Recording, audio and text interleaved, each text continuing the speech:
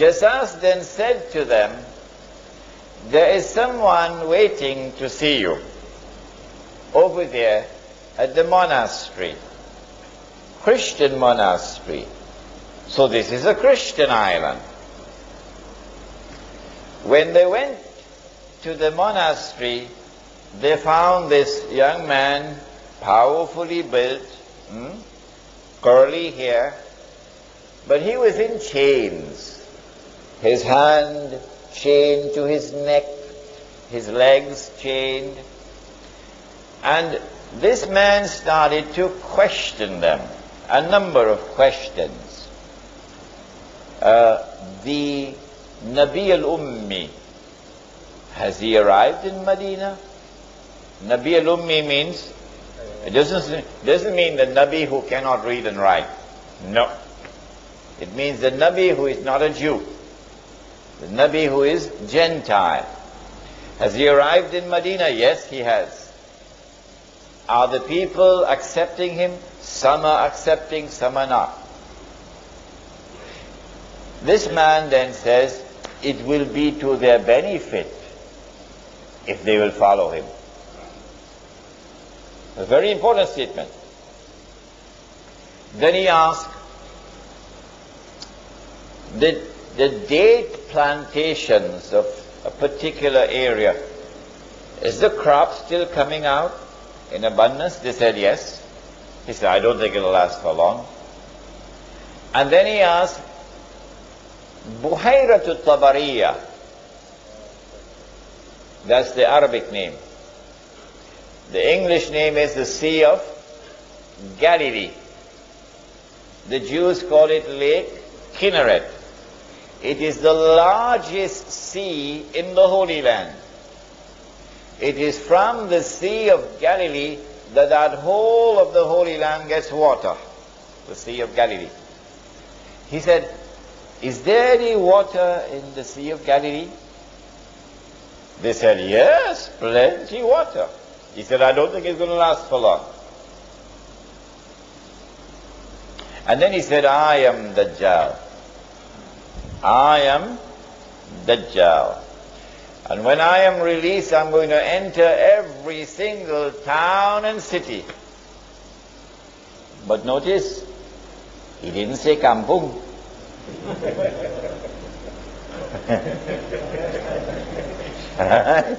He said, when I am released, I'm going to enter every town and city, except Mecca and Medina, because the angels will bar me. Which means at the time when Dajjal's day will be like our day, and he appears in the world as a human being, at that time he cannot enter Mecca and Medina, the angels will guard him. Now then, we now know from this hadith that when Dajjal is released and commences his mission, he will commence his mission from this island. Which island is it? In 1917, the British Secretary of State was a man named Lord Balfour. And Lord Balfour made a declaration, a stunning declaration. Britain was the superpower in the world, and Lord Balfour declared that the British government intends to pursue an effort for the establishment of a Jewish national home in Palestine. In 1919, a British general led an army which defeated the Turkish army, and from a Jewish perspective liberated Jerusalem and liberated the Holy Land. And then Britain became the power which controlled the Holy Land. The League of, in those days you didn't have the United Nations, you had the League of Nations.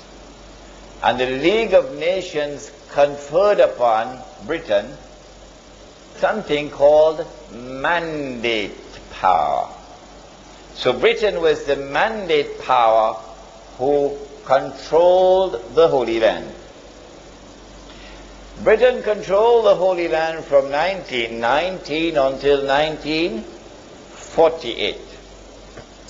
In 1948, Britain acted as the midwife for the baby to be born. The baby, of course, was the state of Israel. In consequence of all of this, I have come to the conclusion that the island was Britain. And so when Dajjal was released and commenced his mission to deceive Banu Israel and to deliver to them what would appear to be the return of the Golden Age, it is from Britain that he commenced his mission. But if there's anyone who differs with me, then I'll have to invite them to tell me, you tell me which island it is. You cannot just differ with me without telling me which island is it. Because the hadith is there in Sahih Muslim. You've got to deal with the hadith. During the time that Dajjal was launching his attack from Britain, the Holy Land was liberated of non-Jewish rule. During the time that Britain was hosting Dajjal, the Jews came back to the Holy Land. And during the time that Dajjal was launching his attack from Britain, the state of Israel was restored.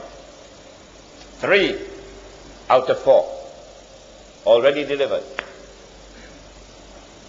And in all of this,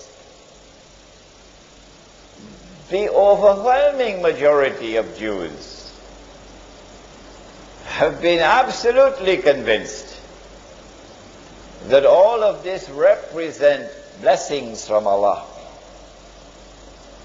That Allah is validating the Jewish claim to truth.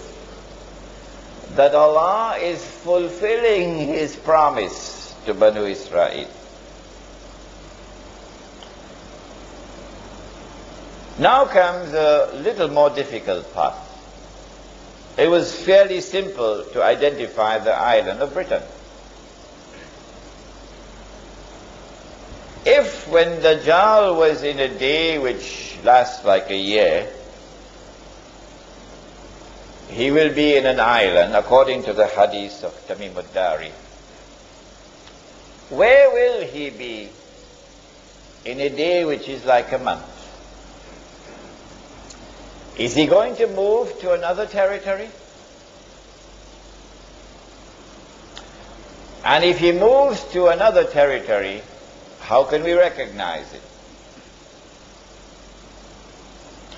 The yardstick which I use to measure whether or not Dajjal has moved to another territory in a day which is like a month is the yardstick of the state of Israel. Who is the one who is keeping it alive? Who is the one who is conferring upon it security? Who is the one who is building it up constantly? Feeding it, and making it stronger and stronger and stronger and stronger. Is it Britain? The answer is no.